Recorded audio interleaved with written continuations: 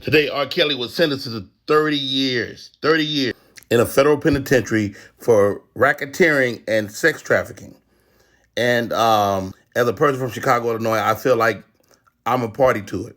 And to those young women that went through the turmoil and grief of the sex trafficking and those charges, man, God bless you.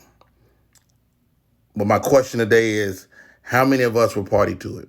I mean, those of us obviously who partook in his music were definitely a party to it. But what about the parents?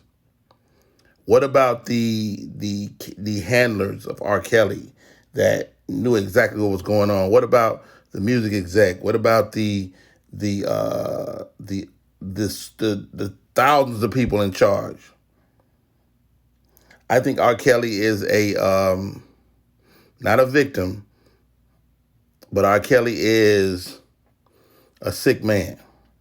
And how about this? He may not even know he's sick. And that's the sad part. I've talked to people over the years that were close to him, and they spoke about how he was literally trapped in a closet, where he lived in his closet, where he spent time on the street homeless. And you hear this man's story, and you go, "Wow, that man is damaged goods." But here's the irony: when you're the prey that becomes the predator, nobody cares. And that's the sad part.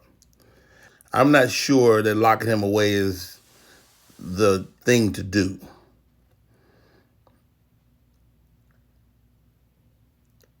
I feel for R. Kelly.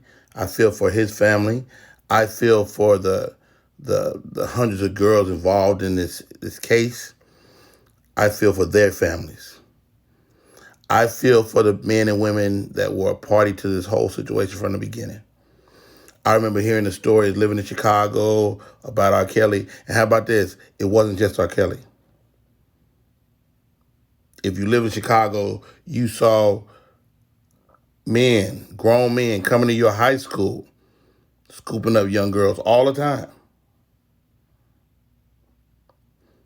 I feel for them as well. R. Kelly, man, wow.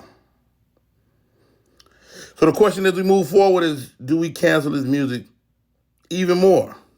Do we make it where he can never earn money again? I mean, that'd be pretty difficult because he had his musical footprint is so large.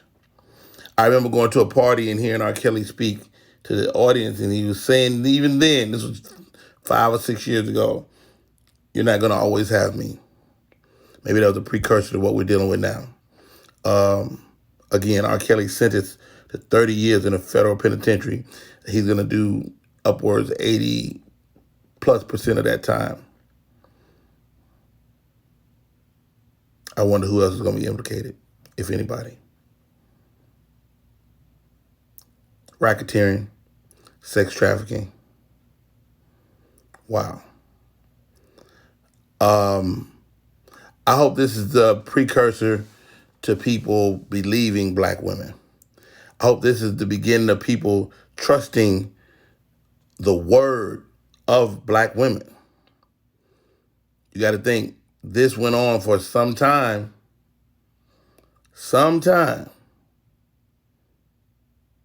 without anybody doing anything.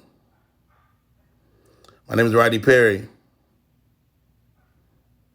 Wow.